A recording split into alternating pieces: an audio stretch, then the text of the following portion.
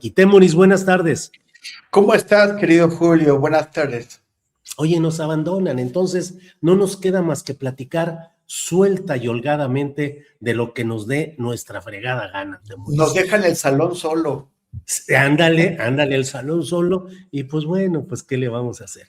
Temoris, antes de entrar en otro tema, ¿cómo viste la respuesta de Salinas Pliego a lo que la presidenta de México dijo hoy en la mañana en su conferencia de prensa? No sé si tuviste oportunidad de ver ambas cosas.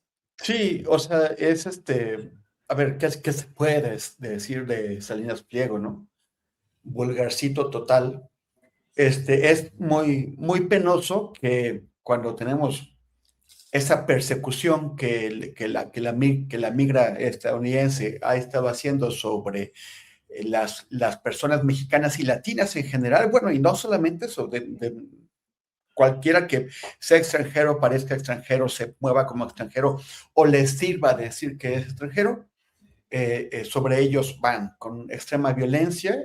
Ya llenaron las filas del ICE de fanáticos supremacistas blancos extremadamente tan poco entrenados, tan poco ilustrados que ni siquiera saben distinguir a una persona que tiene los documentos en regla o no. Pero son muy buenos para golpear, para disparar, para inventar. Bueno, no diría que son buenos para inventar pretextos sobre sus agresiones porque en general quedan grabados y son puestos en evidencia. Pero bueno, hay ya decenas de personas asesinadas por ICE, dos de ellas, dos decenas de mexicanos y mexicanas, personas compatriotas nuestras, y aunque no fueran compatriotas nuestras, y hacen ese chiste. O sea, un tal José Díaz, que quién sabe quién será, hace el chiste de pedir que el ICE se lance contra personas que están con la camiseta verde de México recibiendo a la presidenta Sheinbaum. Uno puede estar o no de acuerdo con ellas, pero pedir que el ICE vaya contra ellas y luego Salinas Pliego replicarlo, pues qué vergüenza. Pero pues estaba revisando los tweets de Salinas Pliego, y además de insistir que Ernestito Rufo, el Torito Rufo, es inocente, también vi que está festejando a una joven influencer que creo que es abogada de la Panamericana, creo, Sí. que se llama Natalia Torres, que entre otras barbaridades que ha dicho en varios momentos, ella dice que no todas las personas deberían tener derecho al voto, solamente aquellas que según ellas lo merecen por estar educadas como a ella le gusta. O sea, ¿quién impartiría tal educación que le daría a alguien, a una ciudadana o un ciudadano, el derecho al voto? Pues ella tiene, supongo, que una serie de principios con los cuales tendrían que ser educados, porque de otra forma, pues están votando de una manera que a ella no le gusta, porque pues tienen una educación que no le gusta. Y Salinas Pliego reposteó algo de un Arturo, ya se puso a hablar aquí, de un Arturo Castañé, que no sé quién es, pero que dice que es una joven muy valiente, preparada, directa, respetuosa, educada, o sea, bueno, o sea, así como el elogio es hasta el extremo, y la invita a ser candidata de lo que sea que se les ocurra inventar. Pues creo que estos dos elementos dibujan muy bien a Salinas Pliego y por qué realmente está lejísimos de representar una opción para este país. No solamente porque, pues, cómo va a encabezar el Estado aquel que quiere destruir el Estado y que no se le paguen impuestos y puedan darle su servicio, pero además es alguien que apoya a una persona que cree que no todo el mundo debe tener derecho al voto, lo cual pues nos avienta 200 años hacia atrás, 200 años a la época de las cavernas, ¿no? Cuando cuando el derecho al voto solamente se concedía a los hombres, no a las mujeres, y solamente a aquellos que pudieran demostrar ciertos intereses con el Estado, como es básicamente tener propiedades o algo así, o sea, a una clase social. Eso es lo que les gustaría a esta influencer y es lo que le gustaría también a Salinas Pliego y a su gente, y que persigan a las mexicanas y a los mexicanos que viven en Estados Unidos. Entonces, a mí me parece que es bastante descriptivo de quién estamos hablando y pues en fin, o sea, que mientras la derecha siga exhibiéndose de esa forma, pues seguirá teniendo o estando sin opciones. Híjole, sí, la verdad es que ha sido toda una manera muy grosera y muy desbordada y muy infundada, temeraria, irresponsable de este personaje que, bueno, hoy he hecho al principio de este programa una amplia referencia respecto a lo que considero en este asunto. Oye, Temoris, pues ya sentenciado el Mayo Zambada y además con un trato, no sé cómo tú lo hayas visto, yo escribí hoy mi columna en La Jornada que digo, y además hice ayer una videocharla donde hablo de si es el Mayo bueno y el Chapo malo, porque bueno, el Mayo sale en mejores condiciones, lanza un mensaje, invita a la juventud a que no caiga en los errores ni recorra el mismo camino. ¿Cómo ves el tema y las implicaciones que puede tener de acusaciones, delaciones, imputaciones hacia entidades y personajes políticos y gubernamentales, militares y policíacos mexicanos? Temoris. Bueno, siempre han mostrado personalidades muy distintas, ¿no? Sí, sí, sí. Incluso el Chapo, a quien se le atribuía la jefatura del grupo criminal de Sinaloa, pues era muy mal jefe, en el sentido de que era un tipo que una y otra vez caía en manos de la justicia con escapes espectaculares, pero que caigas en manos de la justicia, pues compromete a tus asociados, en ese caso al Mayo, que siempre fue muy discreto. Un tipo que andaba tratando de ligarse a actrices y de traer, o sea, llegaron a traer a Champagne para ver si le hacía una película. O sea, una persona con un narcisismo exagerado que ponía en peligro el negocio. Por eso también era de dudarse que realmente fuera él la principal figura de este grupo criminal, mientras el Mayo, por lo contrario, era un tipo bastante discreto, con la salvedad de aquella entrevista que le concedió a Julio Scherer hace 25 años. Pero son personalidades contrastantes. ¿Cuál es la jugada del Mayo al hacer esta carta? Pues habría que ver qué tan sincera es. De entrada, yo creo que le sirve para tratar de generar una imagen de buen comportamiento que eventualmente le puede funcionar para tener un trato más amable por parte de los jueces y de las personas que toman las decisiones en la cárcel a donde va a ir. Pero también puede ser otro tipo, o sea, ¿qué le va a conseguir más amabilidad y mejor trato? Pues la información que puedan proveer. Y eso pues no solamente afecta al entorno inmediato de su actuación, que era el estado de Sinaloa, sino a nivel nacional e internacional. También podría delatar quiénes han sido sus asociados o la gente en la que se apoyaba en Estados Unidos y en el sistema financiero internacional. Pero a mí me parece que al juez Kogan no le va a interesar conocer esa información y meterse en problemas. Pero bueno, la cosa es, estos 15,000 millones de dólares que se supone que tiene el Mayo Zambada, me parece difícil creer que haya una liquidez, que eso se pueda encontrar fácilmente y convertir en un activo fácil, intercambiable. Pero ahí la cosa es que los Estados Unidos, bueno, Trump quiere que ese dinero se vaya a Estados Unidos. Como sabemos, es un depredador que no tiene ningún sentido de los escrúpulos. Yo creo que tiene que irse en todo caso para sus víctimas y para reactivar las zonas que han sido económicamente afectadas y moldeadas por las actividades de los grupos del Mayo y del Chapo y de Jalisco.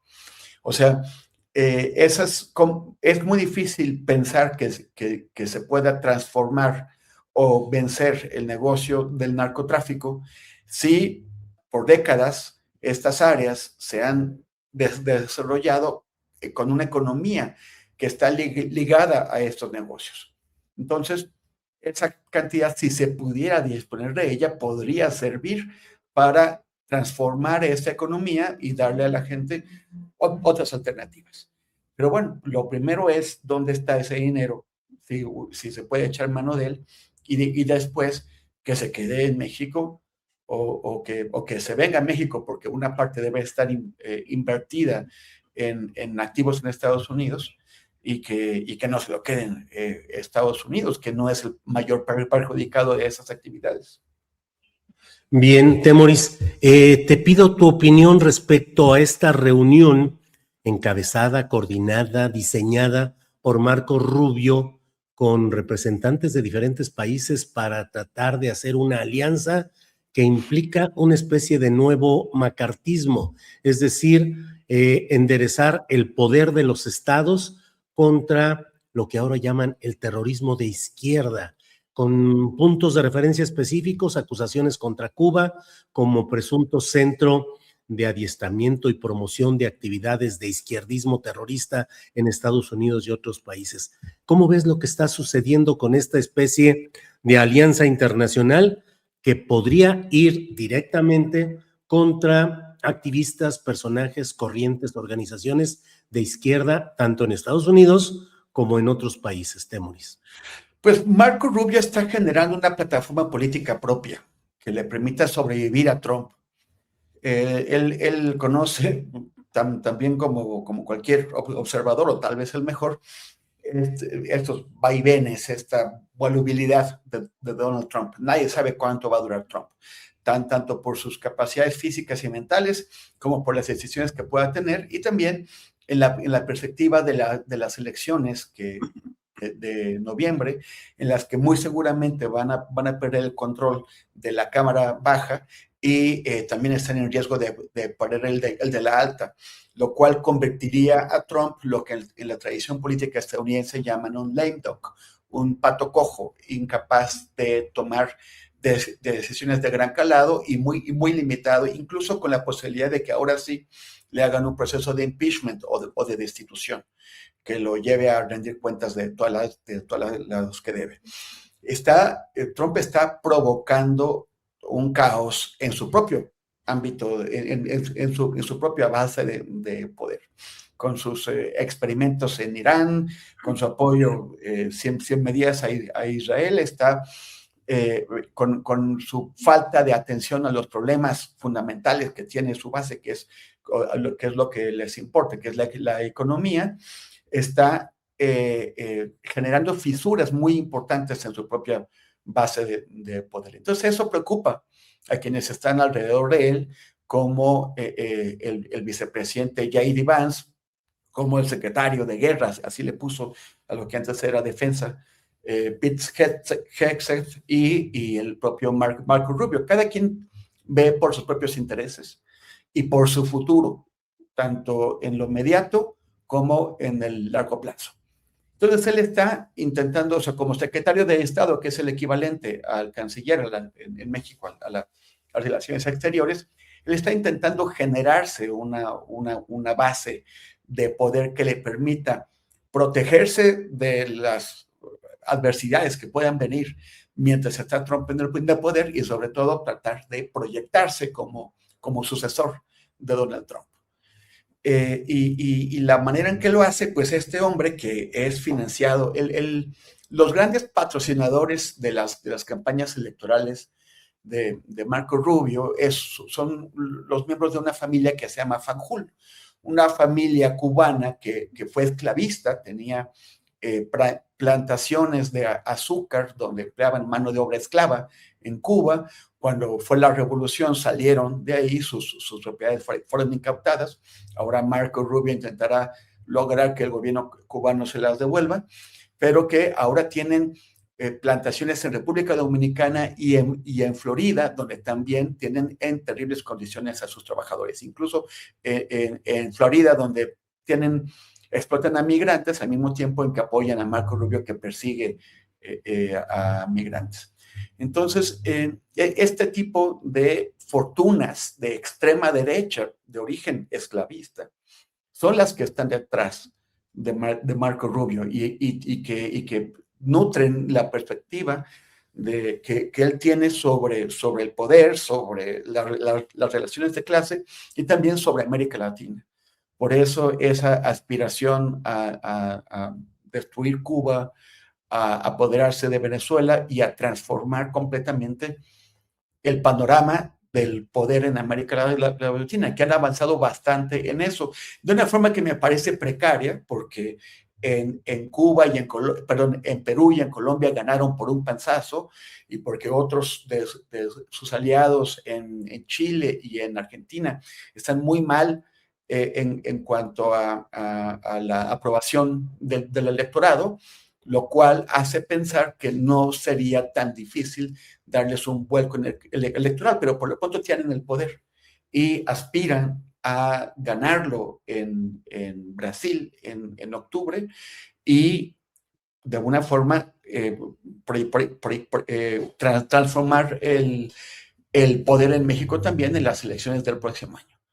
Entonces, pues es lo que están haciendo y él es uno de los poderes en competencia, pero también hay que ver cuánto le dura esto, si él realmente logra consolidar esa base de poder internacional o todo depende de que Donald Trump siga en el poder y cuando salga o algo ocurra, que también se debilite la capacidad de Marco Rubio de hacer esas maniobras. Porque Donald Trump, sea lo que sea, ha generado muchísimo odio a nivel internacional entre líderes conservadores. Ellos no representan a los conservadores, representan a la ultraderecha. Y han pasado por encima de todo el mundo, los han humillado.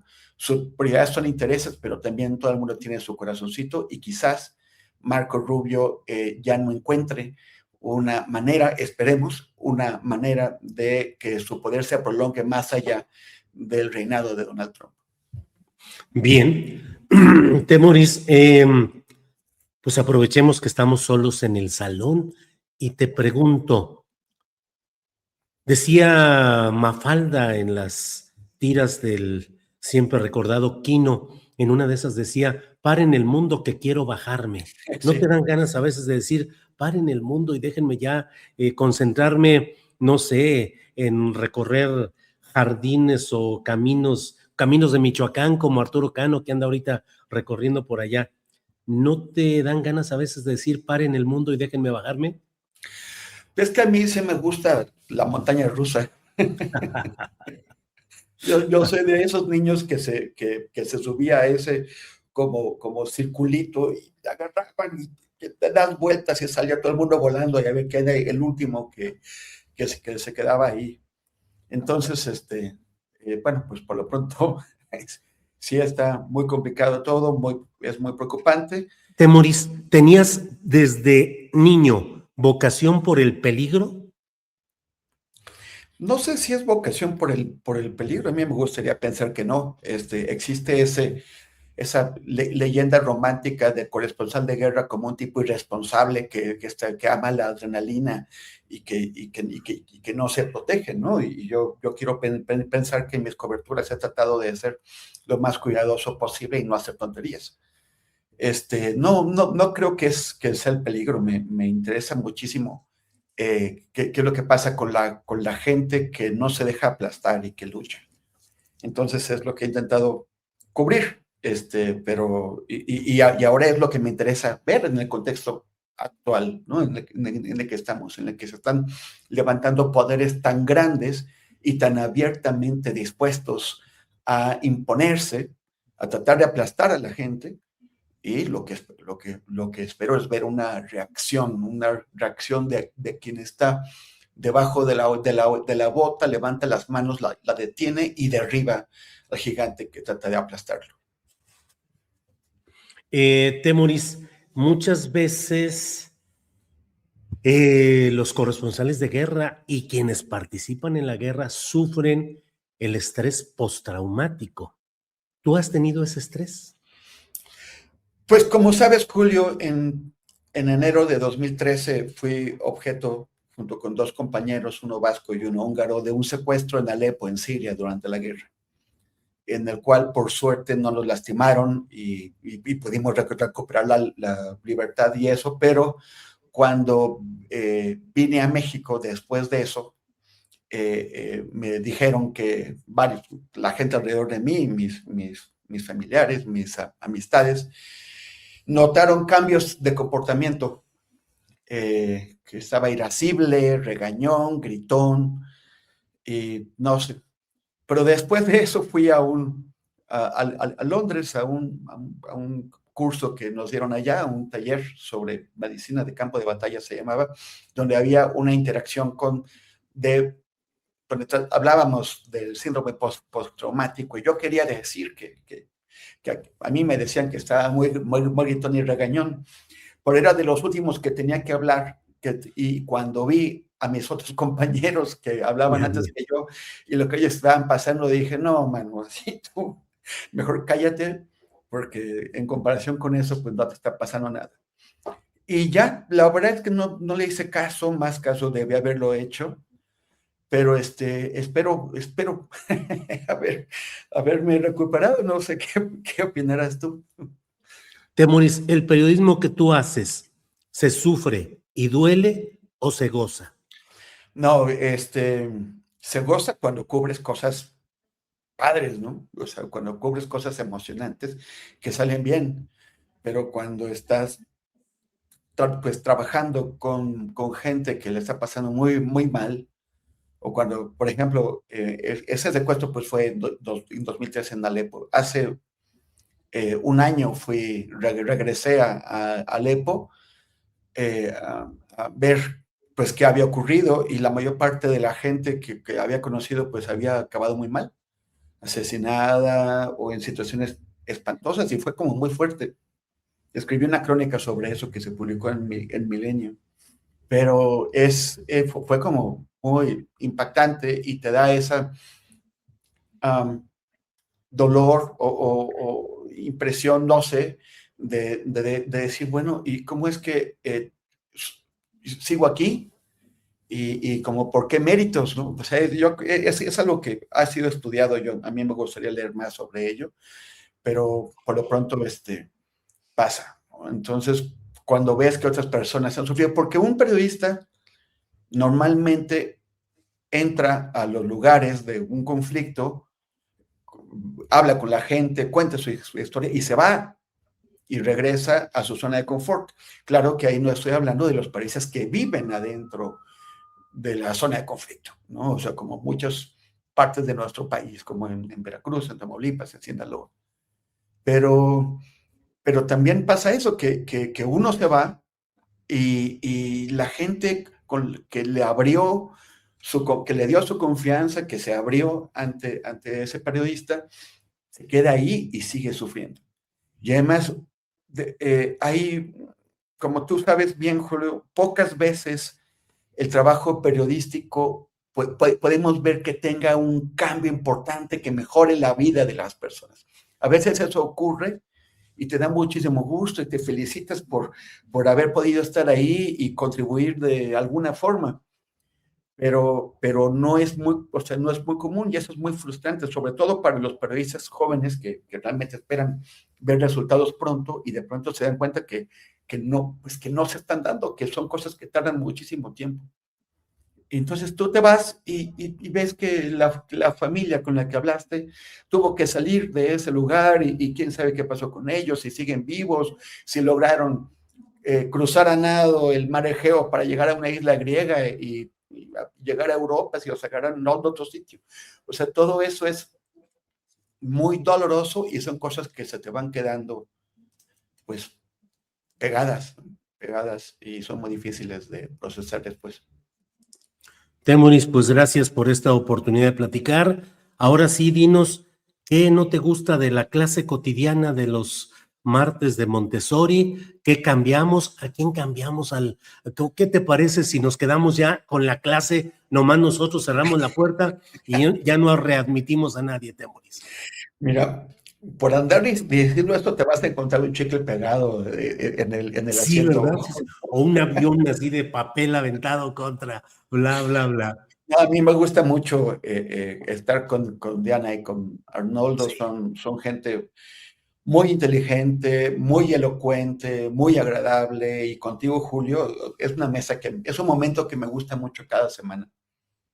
Bien, Temoris. Pues muchas gracias por esta oportunidad de platicar en este día. Nos vemos el próximo martes. Que sigas bien, Temoris, que sigas adelante.